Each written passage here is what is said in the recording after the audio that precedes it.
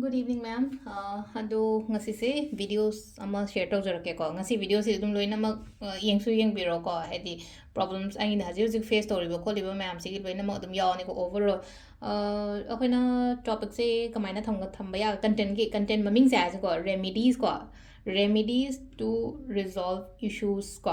of life ko. Thamna ha se dain kamaina har se ba ingon da haji aigi life te issues lady ba ma'am se thabak ki oiro relationship ki oiro health ki oiro paisa gi oiro adumba ma'am dugi remedies manga taruk kumba kai gumba dumaina share toroke ko hadi en sum tawya ba ko pa ba ko khwai gi ahan bata ko kaino harasine ko sum ꯌꯨꯝꯗ ꯀꯩꯅꯣꯝꯃ ꯍꯥꯏꯇꯥꯔꯦ ꯊꯥꯗꯣꯛꯍꯟꯅꯤꯡꯉꯦꯅ ꯍꯥꯏꯔꯁꯦꯕ ꯍꯥꯏꯗꯤ ꯑꯩꯒꯤ ꯑꯉꯥꯡꯒꯤ habit ꯑꯣꯏꯔꯣ ꯅꯠꯇ꯭ꯔꯒ ꯑꯩꯒꯤ ꯏꯃꯨꯡꯁꯤꯗ ꯂꯩꯔꯤꯕ ꯑꯩꯒꯤ ꯍꯁꯕꯦꯟ ꯑꯣꯏꯔꯣ ꯃꯥꯗꯤ ꯍꯤꯗꯥꯛ ꯊꯛꯄ ꯍꯥꯏꯔꯁꯦ ꯍꯤꯗꯥꯛ ꯊꯛꯄꯁꯦ ꯄꯥꯝꯗꯦꯅ ꯑꯩꯈꯣꯏꯅ ꯌꯥꯝ ꯁꯦꯡꯅ ꯍꯥꯏꯔꯀꯥꯟꯗ ꯍꯤꯗꯥꯛ ꯊꯛꯄꯁꯦ ꯄꯥꯝꯗꯕꯅꯤꯅ ꯑꯗꯣ ꯉꯁꯥꯏꯒꯤ ꯁꯤꯗ ꯍꯥꯏꯗꯤ ꯑꯩ ꯐꯠꯇꯕ ꯀꯩꯅꯣ ꯍꯥꯏꯇꯥꯔꯦ ꯑꯦꯗꯤꯛꯁꯟꯒꯤ ꯄꯥꯔꯠꯀꯨꯝꯕ ꯀꯩꯒꯨꯝꯕ ꯌꯨꯝꯗ ꯂꯩꯌꯦꯅ ꯈꯜꯂꯒꯗꯤ ꯍꯤꯗꯥꯛ ꯑꯣꯏꯔꯣ ꯀꯩꯅꯣꯝ ꯆꯥꯕ ꯊꯛꯄ ꯑꯣꯏꯔꯣ ꯃꯣꯏ ꯑꯉꯥꯡ ꯍꯥꯏꯔꯁꯦ ꯑꯉꯥꯡꯁꯦ ꯐꯣꯟꯗ ꯂꯥꯏꯆꯨꯕ ꯀꯥꯏꯅ ꯈꯜꯂꯁꯦꯕ ꯑꯃꯨꯛꯀ ꯍꯥꯏꯗꯤ ꯐꯣꯟꯗ ꯑꯦꯗꯤꯛꯇꯦꯠ ꯑꯣꯏꯔꯒ ꯂꯩꯕꯗꯣ ꯑꯃꯨꯛꯀ ꯍꯥꯏꯗꯤ ꯊꯥꯗꯣꯛꯑꯣ ꯌꯥꯗꯦ ꯈꯣꯠꯇꯦ ꯑꯉꯥꯡ ꯃꯆꯥꯁꯨ ꯑꯆꯧꯕꯁꯨ ꯑꯗꯨꯝ ꯇꯧꯕ ꯌꯥꯎꯋꯤꯅꯀꯣ ꯀ꯭ꯂꯥꯁ 9 10 ꯀꯥꯕꯕꯨ ꯑꯣꯏꯔꯣ ꯀ꯭ꯂꯥꯁ 3 4 ꯀꯥꯕꯕꯨ ꯑꯣꯏꯔꯣ ꯑꯗꯨꯝꯕ ꯃꯌꯥꯝ ꯑꯦꯗꯤꯛꯁꯟꯁꯇꯒꯤ ꯈꯤꯇꯪ ꯔꯤꯂꯤꯐ ꯍꯥꯏꯇꯥꯔꯦꯀꯣ ꯁꯤ ꯇꯧꯔꯛꯄꯩꯗꯃꯛꯇꯀꯣ ꯍꯥꯏꯗꯤ ꯑꯩꯈꯣꯏꯅ ꯇꯧꯕ ꯌꯥꯕꯁꯦ ꯀꯩꯅꯣ ꯁꯤꯜꯚꯔꯒꯤ ꯕꯣꯜ ꯃꯤꯟꯁ ꯑꯩꯈꯣꯏꯒꯤ ꯁꯤꯁꯦ ꯀꯩꯅꯣꯅꯤꯀꯣ ꯆꯥꯟꯗꯤꯒꯤ ꯇꯦꯡꯀꯣꯠ ꯑꯣꯏꯗꯣꯏꯅꯦꯀꯣ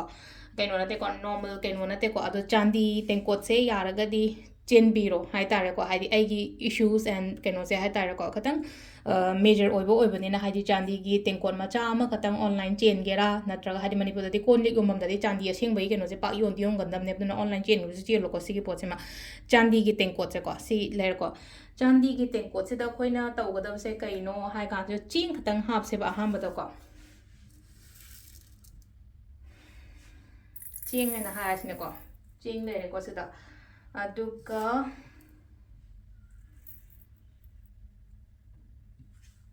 ꯀ꯭ꯋꯥ ꯃꯔꯨ ꯑꯃ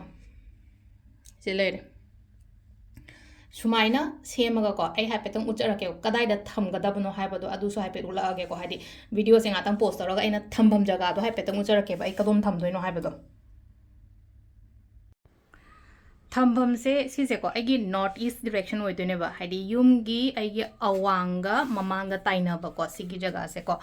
ꯅꯣꯔꯠ ꯏꯁꯀꯤ ꯗꯤꯔꯦꯛꯁꯟꯁꯦ ꯁꯤ ꯃꯄꯥꯁꯤꯗ ꯅꯨꯃꯤꯠꯀꯨꯝꯕ ꯀꯩꯒꯨꯝꯕ ꯈꯔ ꯐꯪꯉꯦꯕ ꯅꯨꯃꯤꯠꯀꯤ ꯃꯉꯥꯜꯒꯨꯝꯕ ꯐꯪꯕꯗꯣ ꯑꯗꯣ ꯁꯤꯗ ꯂꯩꯅꯀꯣ ꯍꯥꯏꯗꯤ ꯁ꯭ꯋꯥꯏꯒꯤ ꯃꯄꯥꯁꯤꯗ ꯊꯝꯃꯁꯦꯕ ꯁꯤꯗ ꯑꯩ ꯃꯈꯥꯗ ꯊꯝꯒꯦꯀꯣ ꯃꯈꯥꯒꯤ ꯀꯩꯅꯣꯁꯦ ꯑꯩꯒꯤ ꯁꯤ ꯃꯄꯥꯁꯤꯗ ꯍꯥꯏꯔꯁꯦꯕꯀꯣ ꯍꯥꯏꯐꯦꯠꯇꯪ ꯀꯔꯇꯟꯁꯦ ꯍꯥꯏꯗꯣꯔꯛꯀꯦꯀꯣ ꯑꯗꯣ ꯁꯤꯗ ꯂꯩꯅꯀꯣ ꯃꯉꯥꯜ ꯐꯪꯕ ꯑꯣꯏꯕꯅꯤꯅ ꯍꯥꯏꯗꯤ ꯗꯤꯔꯦꯛꯁꯟꯁꯦ ꯈ꯭ꯋꯥꯏꯗꯒꯤ ꯐꯕ ꯍꯥꯏꯔꯒꯗꯤ ꯁꯤ ꯑꯣꯏꯗꯣꯏꯅꯦꯕ ꯑꯗꯣ ꯃꯊꯛꯇ ꯊꯝꯕꯁꯦ ꯃꯊꯛꯀꯤ ꯉꯁꯥꯏꯒꯤ ꯁꯤꯒꯤ ꯆꯨꯊꯦꯛꯁꯤ ꯈꯤꯇꯪ ꯄꯤꯛꯑꯦꯕ ꯑꯩꯒꯤꯀꯣ ꯑꯗꯨꯅ ꯁꯤꯗ ꯑꯣꯏꯅ ꯊꯝꯃꯦꯀꯣ ꯁꯤ ꯑꯩꯒꯤ ꯀꯩꯅꯣꯅꯤꯀꯣ ꯕꯦꯜꯀꯅꯤꯅꯤꯀꯣ ꯈꯤꯇꯪ ꯍꯥꯏꯗꯤ ꯎꯐꯨꯟ ꯋꯥꯏꯐꯨꯟ ꯈꯔ ꯊꯥꯡꯉꯤꯁꯦ ꯕꯦꯜꯀꯅꯤ ꯅꯨꯡꯁꯤꯠꯀꯨꯝꯕ ꯀꯩꯅꯣ ꯎꯐꯨꯟꯒꯨꯝꯕ ꯆꯪꯉꯛꯄꯩꯀꯣ ꯑꯗꯣ ꯈ꯭ꯋꯥꯏ ꯐꯔꯁ ꯊꯤꯡ ꯁꯤꯗ ꯇꯧꯕꯁꯦ ꯑꯩꯅ ꯀꯩꯅꯣ ꯅꯣꯔꯠ ꯏꯁꯇ ꯁꯨꯃꯥꯏꯅ ꯆꯦꯡꯗ ꯀꯩꯅꯣ ꯍꯥꯞꯄꯒꯀꯣ ꯁꯤꯗ ꯑꯗꯨꯝ ꯍꯥꯏꯗꯤ ꯁꯤꯗ ꯑꯩꯅ ꯀꯩꯅꯣ ꯈꯥꯔꯤꯁꯦ ꯑꯩꯈꯣꯏꯅ ꯐꯥꯏꯕꯔ ꯈꯥꯕꯅꯦꯀꯣ ꯑꯩꯒꯤꯁꯦꯀꯣ ꯐꯥꯏꯕꯔ ꯈꯥꯔꯒꯁꯨ ꯃꯉꯥꯟꯗꯤ ꯐꯪꯉꯦꯕ ꯁꯤꯗ ꯑꯗꯨꯅ ꯁꯨꯒꯨꯝꯕꯗ ꯑꯃ ꯊꯝꯕꯤꯔꯣ ꯍꯥꯏꯗꯤ ꯌꯨꯝꯒꯤ ꯑꯦꯗꯤꯛꯁꯟꯁꯀꯤ ꯀꯩꯒꯤ ꯍꯥꯏꯇꯥꯔꯦꯀꯣ ꯁꯤ ꯉꯥꯡꯊꯣꯛꯅꯕꯒꯤ ꯑꯃ ꯂꯩꯔꯦꯀꯣ ꯁꯤꯁꯦ ꯑꯍꯥꯟꯕꯒꯤ ꯑꯩꯅ ꯍꯥꯏꯖꯈ꯭ꯔꯦꯀꯣ ꯍꯥꯏꯗꯤ ꯑꯦꯗꯤꯛꯁꯟꯁꯀꯨꯝꯕ ꯀꯩꯒꯨꯝꯕ ꯑꯗꯨꯗꯩꯀꯣ ꯑꯗꯨꯒ ꯑꯃꯅ ꯚꯥꯁꯇꯨ ꯗꯤꯐꯦꯛ ꯂꯩꯕꯅ ꯍꯥꯏꯔꯁꯦꯀꯣ ꯚꯥꯁꯇꯨ ꯗꯤꯐꯦꯛ ꯃꯤꯟꯁ ꯍꯥꯏꯇꯥꯔꯦꯀꯣ ꯋꯥꯁꯔꯨꯝꯒꯤ ꯑꯣꯏꯔꯣ ꯑꯃꯒꯤ ꯑꯣꯏꯔꯣ ꯑꯃꯒ ꯋꯥꯁꯔꯨꯝ ꯈꯛꯇꯪꯒꯤ ꯋꯥꯁꯨ ꯅꯠꯇꯦꯀꯣ ꯑꯇꯩ ꯑꯇꯩ ꯏꯃꯨꯡꯗ ꯚꯥꯁꯇꯨ ꯗꯤꯐꯦꯛ ꯂꯩ ꯍꯥꯏꯔꯒꯗꯤ ꯑꯩꯈꯣꯏꯅ ꯇꯧꯒꯗꯕꯁꯦ ꯀꯩꯅꯣ ꯍꯥꯏ ꯀꯥꯟꯗ ꯖꯁ ꯁꯣꯜꯠ ꯀꯣ ꯁꯨꯃꯥꯏꯅ ꯑꯗꯨꯝ ꯏꯆꯝ ꯆꯝꯕ ꯑꯗꯨꯝ ꯇꯦꯡꯀꯣꯠꯁꯦ ꯑꯗꯨꯝ ꯈꯔ ꯀꯩꯅꯣ ꯇꯧꯕ ꯂꯧꯒꯦꯁꯨ ꯂꯧꯕꯤꯌꯨꯀꯣ ꯑꯃꯟꯕꯒꯨꯝꯕ ꯀꯩꯒꯨꯝꯕ ꯑꯗꯨꯒ ꯑꯩꯒꯤ ꯋꯥꯁꯔꯨꯝꯗ ꯊꯝꯁꯦꯀꯣ ꯋꯥꯁꯔꯨꯝ ꯃꯤꯟꯁ ꯑꯩꯒꯤ ꯇꯣꯏꯂꯦꯠ ꯑꯣꯔ ꯕꯥꯊꯔꯨꯝ ꯀꯣ ꯑꯅꯤꯃꯛꯇ ꯑꯗꯨꯝ ꯍꯥꯏꯗꯤ ꯍꯧꯖꯤꯛꯀꯥꯟꯗꯤ ꯂꯣꯏꯅ ꯄꯨꯂꯞ ꯑꯦꯇꯥꯆ ꯇꯧꯕꯁꯨ ꯑꯗꯨꯝ ꯌꯥꯎꯋꯦꯅꯀꯣ ꯍꯥꯏꯗꯤ ꯉꯁꯥꯏꯒꯤ ꯇꯣꯏꯂꯦꯠꯅ ꯁꯣꯝꯗ ꯋꯥꯁꯔꯨꯝ ꯀꯩꯅꯣ ꯑꯩꯈꯣꯏꯒꯤ ꯕꯥꯊꯔꯨꯝꯗ ꯍꯥꯏꯗꯤ ꯄꯨꯂꯞ ꯑꯃꯈꯛꯇꯪꯗ ꯑꯗꯨꯝ ꯂꯩꯅꯀꯣ ꯑꯗꯨ ꯑꯩ ꯑꯃꯈꯛꯇꯪ ꯑꯗꯨꯝ ꯊꯝꯕꯤꯔꯣꯕ ꯑꯗꯣ ꯑꯩ ꯇꯣꯏꯂꯦꯠ ꯇꯣꯡꯉꯥꯜꯂꯦ ꯕꯥꯊꯔꯨꯝ ꯇꯣꯡꯉꯥꯜꯂꯦ ꯍꯥꯏꯔ ꯇꯦꯡꯀꯣꯠ ꯑꯄꯤꯛꯄ ꯌꯥꯝ ꯄꯤꯛꯄ ꯖꯒꯥ ꯊꯝꯐꯝ ꯑꯃ ꯌꯦꯡꯀꯣ ꯍꯥꯏꯗꯤ ꯁꯤ ꯊꯝꯃꯨꯀꯣ ꯁꯤ ꯊꯝꯕꯁꯦ ꯉꯁꯥꯏꯒꯤ ꯑꯩꯈꯣꯏꯒꯤ ꯑꯩꯅ ꯍꯧꯖꯤꯛ ꯍꯥꯏꯖꯩꯁꯤꯀꯣ ꯚꯥꯁꯇꯨ ꯗꯤꯐꯦꯛ ꯂꯩꯕ ꯈꯣꯠꯄ ꯑꯗꯨꯝꯕ ꯃꯌꯥꯝꯗꯣ ꯐꯒꯅꯤꯀꯣ ꯑꯗꯨꯒ ꯆꯦꯟꯖ ꯇꯧꯕꯁꯤꯅ ꯀꯩꯅꯣ ꯍꯞꯇꯥꯒꯤ ꯆꯦꯟꯖ ꯇꯧꯔꯦꯀꯣ ꯁꯤꯅ ꯑꯦꯚ꯭ꯔꯤ ꯃꯟth ꯆꯦꯟꯖ ꯇꯧꯊꯣꯛꯑꯣ ꯁꯤꯁꯤꯅꯀꯣ ꯍꯥꯏꯗꯤ ꯏꯃꯨꯡꯒꯤ ꯐꯠꯇ ꯍꯥꯎꯊꯤ ꯀꯩꯀꯥ ꯑꯗꯨꯝꯕ ꯃꯌꯥꯝꯗꯨꯗꯒꯤ ꯈꯤꯇꯪ ꯔꯤड ꯑꯣꯐ ꯆꯠꯈꯤꯅꯕꯒꯤꯗꯃꯛꯇꯀꯣ ꯑꯗꯨꯗꯨꯃ ꯂꯩꯔꯦꯀꯣ ꯁꯦꯀꯦꯟ ꯀꯩꯅꯣꯗꯀꯣ ꯑꯗꯨꯒ ꯍꯥꯏꯗꯤ ꯊꯨꯝ ꯍꯥꯞꯄꯒ ꯋꯥꯏ ꯇꯩꯕꯁꯦ ꯇꯩꯊꯣꯛꯄꯤꯌꯣ ꯑꯗꯨꯝ ꯑꯦꯛꯁꯦꯞ ꯊꯔꯁꯗꯦ ꯈꯛꯇꯪ ꯇꯧꯒꯅꯨ ꯑꯇꯩ ꯅꯨꯃꯤꯠꯇ ꯑꯗꯨꯝ ꯂꯩꯅꯀꯣ ꯍꯥꯏꯗꯤ ꯊꯨꯝ ꯍꯥꯞꯄꯒ ꯋꯥꯏ ꯇꯩꯊꯣꯛꯄꯤꯌꯣ ꯁꯤꯃ ꯂꯩꯔꯦꯀꯣ ꯁꯦꯀꯦꯟꯗ ꯑꯩꯅ ꯁꯨꯝ ꯀꯩꯅꯣ ꯇꯧꯔꯛꯏꯁꯦꯀꯣ ꯑꯗꯣ ꯑꯩꯅ ꯉꯁꯥꯏ ꯍꯥꯏꯖꯔꯤꯗꯣ ꯄ꯭ꯔꯣꯕ꯭ꯂꯝꯁꯦ ꯂꯣꯏꯅꯃꯛ ꯑꯩꯅ ꯉꯁꯥꯏ ꯍꯥꯏꯔꯤꯗꯣ ꯔꯤꯖꯣꯜቭ ꯍꯥꯏꯗꯤ ꯔꯦꯃꯤꯗꯤꯁ ꯇꯨ ꯔꯤꯖꯣꯜቭ ꯏꯁꯨꯁ ꯑꯣꯐ ꯂꯥꯏꯐ ꯍꯥꯏꯅ ꯍꯥꯏꯕꯅꯦꯕ ꯉꯁꯥꯏ ꯍꯥꯏꯕꯗꯣ ꯑꯗꯨꯗꯨꯃ ꯂꯩꯔꯦꯀꯣ ꯑꯗꯨꯒ ꯊꯕꯛꯀꯤꯅ ꯍꯥꯏꯔꯁꯦꯕ ꯊꯕꯛꯀꯤ ꯏꯪꯈꯥꯡꯒꯤ ꯑꯃ ꯂꯩꯔꯦ ꯑꯗꯨꯒ ꯂꯥꯏꯔꯤꯛ ꯂꯥꯏꯁꯨꯒꯤ ꯀꯩꯒꯤ ꯑꯣꯏꯅ ꯍꯥꯏꯔꯁꯤꯅꯦꯀꯣ ꯑꯇꯥꯗꯤ ꯑꯩꯈꯣꯏ ꯀꯩ ꯇꯧꯕ ꯇꯥꯏ ꯍꯥꯏ ꯀꯥꯟꯗ ꯏꯆꯝ ꯆꯝꯕ ꯀ꯭ꯋꯥ ꯁꯨꯄꯥꯔꯤꯁꯦꯀꯣ ꯀꯣꯝ ꯀ꯭ꯋꯥ ꯅꯠꯇꯦꯀꯣ ꯀ꯭ꯋꯥ ꯁꯨꯄꯥꯔꯤ ꯑꯀꯪꯕ ꯁꯨꯒꯨꯝꯕ ꯊꯣꯛꯄꯁꯦ ꯁꯨꯄꯥꯔꯤ ꯑꯃꯈꯛꯇꯪ ꯍꯥꯏꯇꯥꯔꯦꯀꯣ ꯍꯥꯏꯗꯤ ꯑꯦꯚ꯭ꯔꯤ ꯀꯩꯅꯣ ꯋꯦꯅꯁꯗꯦ ꯈꯨꯗꯤꯡꯒꯤ ꯒꯅꯦꯁꯇ ꯀꯠꯄꯤꯌꯣꯀꯣ sida aina ganesh macha amne ko rose quartz ke keno sida aduna sima tawbiba thabak ki leino ko haidi career part se khatang hai tare ko especially keno tawna ba obstacles kumba kai gumba lakpa khotpa adumba mayam do phana bai damak to ko next ta hare se ko next na haidi swastik ki symbols khangbi na ko mayam swastik ki symbol se ai ajik saida haipetang leibra yeng bane ulak na ba ko haidi swastik se yek pa khot pa to bodo ai haipetang phone da dum uchara age ko thong changpham da tawbiyo ko sisina mo swastik ki symbol se ko swastik ki ko symbol ko ai google da gi dum yenge ko haidi mayam da sum show tawna ba khona ucharak pa gi da mak ta ko ado swastik aina haira gadi sise oidone ko red color se ko si yek to ni ko do yek ka da basina kaino akoi gi kaino sina haidi sindur angang ba gumba na kai gumba hai tar do mai na yek piyo ko si je ai ju dung ngasi dum tawre ko haidi si gi pot map se ko haidi swastik gi symbol ama thong da hai tar ko thong changpham da kaino to basina kai hai kai do ge hai kan si da akoi gi lan thum changak na ba gi da mak ta haidi si da haidi lan thum changak na ba hai ba gi haidi prosperity attract tong na ba gi da mak ta ko adu dum to bi ba yare ba si gi pot se ma ko haidi swastik gi symbol se ma mai to ba yare ko kaino da haidi pesa gi oina aduga amana ko hadi sisu adum kaino gi oina oidone ko kai wata padana ba ko tana ba ko amasina koina to ya base kaino hai kan se da amuka su kwa supari khar sinare ko ngasi se ko ngasi gi se kwa supari khar lei re kwa supari da lang ko lang yet to ni ko isa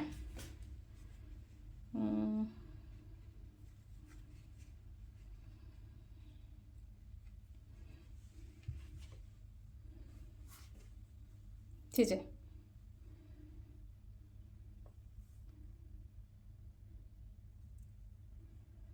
खितंग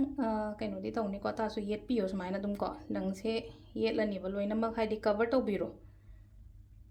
लोइना सिन बथुंगना को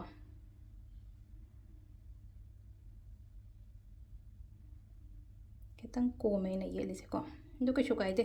सुमाइना दुम हाइदे को लोइना मक ngसागी एकोई गी क्वा से lang angang basina loina ma keno tawdoini ko haidi cover tawdoini ko ai hai petang yet pa loira kanda mung nam age ko video se haidi keno ta haidi khut se katang kome ado si se yet le ko nga sa yet pa do puina changani na video sangani na ko video sangan ba gi darkar oide ko phi angang ba ma lore ko phi angang ba sida ching katang jo hap se sida ko ching katang ma hape aduga si se kisanjai petang se kisalaga ai gi thong da yandoini ko do adum lang ko sut or su su kai de ko si angang ba se phang dre na khala je ko dong sa gi kaino se ai di si se khoina kaino hai na ko kala ba so hai bani moli so hai bani ko adum bazar manung da phang su phang ani lai gi pot yom bam da ko ndo smai taraga si lai re ko adu ka thala se si gi pot sima ko do si lai re ko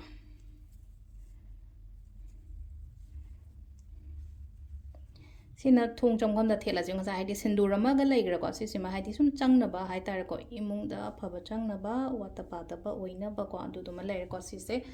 second third remedies ko sima leir ko duma leire next ta amuk ta akoina tawada ba se kaino haragan ko akoi gi kaino se kai hani ana ba har sine ko ima nai baba nai natraga ai gi angang gum pipa na ga le khot ka le kaina ga haraga di ko kaino glass ki ball ama hai tar ko likli gi kaino ma da ko likli gi akhoi gi tengkot macha ma lore se ko likli tengkot is lai tre se ko ai pusalak tre kaino to dan likli tengkot ta ko likli tengkot da thum je ka tang ha pani nga sai si na ino washroom da thamo have ne ko adu still na ta bi ko likli gi tengkot da thum je ha pe da no ko aduga ai gi phamung hai tar ko ai si ai phamung ne na khala se ba ai phamung gi side da dum thamo ba manna kan da yet room thama su ka shukai de oi room thama su ka shukai de ko aduduna sima thambi ba ya ko haidi si se duga sisina haidi weekly hai tare ko weekly thambiyo amuk change to wi ba ko aduduma leire ko aduga amana ko haidi amuk pesa chang di na haida seba pesa chang da budong sai gi same ina aham bai duna haida som da thamgre no ko haidi notice ki directions kumba kai gumba da aduga ama sina ka mai taw ga da ge haidi ching khara hapane na ko ching hapani aduga ching se koina ching gi symbol se phai na ko haidi ching wat ta pa da ba haira ga di haidi yum da ching wat ra ga di sang sa wat ta pa da ba have the oi na ko si sim ma lai na ko lalo latlo haiba gi athra de no ko agi mandir ta kai da thambiro su kai su kai de ko mandir da thama su ai na traga akhoi gi locker da thama su ai ba hari locker da thamaga dup kumba kai gumba nung ti ge do mai taroga thabi ba do si simaga to ba yai ko adoi amani ga hai petang share tor ki ko ma'am da aduga mathangna important noiba thabak chalamdai da ko important noiba thabak chalamdai da ain dum mamang jo hadi green elaichi se ahum gumba kai gumba leino ko hadi carry tawra puraga chapiyo green elaichi se ko elaichi ahum gatang hadi ai gi pikhau da ai gi bag ta hapaga chatlo ko aduga amma natraga ahum gumba kai gumba du su charaga chalo hadi ummaga chapi ba khopi ba du ma yare ko aduga last da hadi engonda phabu gumba changna ba ko na ba harasine ko aigi business leragadi business ki visiting card hara se ko se visiting card tina te si de ke no ne hai de se da Athoibi crystal Athoibi tarot hani ire ko Athoibi tarot hearing how to cleanse and charge your crystal si ke no ne aigi ke no thabak to sina ba che oina ko ai gi oi ba pon ne si se adu sila ko ne to da se kai no ha ka da si gi che se perfume hai di ngasai fragrance su yawi ko masa ge hadi che da su hadi fragrance yen ba ko pa che lei bane ba ko adu da khoi na to ga da se kai no hai ka che da aigi keno se da ko si je cinnamon keno ni ko cinnamon oil ko na cinnamon powder budi me ama ta ne ko cinnamon oil ko cinnamon oil se aigi visiting card ki ko maning thangba side se ko maning thangba side se da nang ta ro ko rap to matam je wakhan se khalo hai tare ko hadi aigi dukan or natraga I keno se ko customer me ama mala ya phaba me ama chang ye khole hai na khalaga ko hadi rap to intention se de hap to se ko hadi si gi pot se da aina tawri ba thabo se da ko hadi mi me ama chang ye no ma da customer ya khai la e cha mala e hai bina ching ba sugma me am je dumaina khan ba ko hadi tawri ngai hadi smaina khutna nali se aina keno to ro ko alain to ro ko simaga to bi ba ko adu se da le ko hadi ngasi gi oina ko tau ngasi any day tau ba ko sida hadi horin tau gera hayeng tau gera hangje tau gera purnima da tau gera ke em kai de ko tau ba di sungjo so dina tau bi ro ko ma'am adu loina ma pudi hajare ko angang gi lai ki leire anaba gi leire duga amana relationship ki jo hajaram ge ko relationship ki out drama leina haje ko relationship kum ba ke go relationship the problems hai hadi ko gi rock soul se ko normal rock salt se ko rock salt se keno ma thamo machet oiro na traga powder oiro to sukai de ko ngasai thum tham gi bodo dumaina hadi thum do rock salt do ai gi bedroom da kai da thambiyo aduga si su every week sin do pama leire ko aduga saffron se khatang ting ye da na maru mani ting ye na aduga punghai mu tinga ka hadi color changes la kani na ko saffron haira ga di akoi kesar na ha bodo ma ka mana hadi saffron na thiyo ko SAFFRON ko hadi spelling jo haira ko dum google to biro masak to ko mai to ge su yengo aduga dukan jo dum leina ko bazar mung da kai dum mani ko lupa kuntra gi packet adagi chama gi packet ki kal online change zum chen biro ado saffron se ngasai gi ising the thing ani no ko do hadi ising je khek to pa gi phamung sta hadi clockwise directions ko ising je ko ni ising ki to po dong sai ai ten ko se ising lo ni do ga just khek to pyo ko sima to bi be are ko ado se le re problems ma am gi macha solutions ko thajana to biyo thajadra ga ji to ko no ko thank you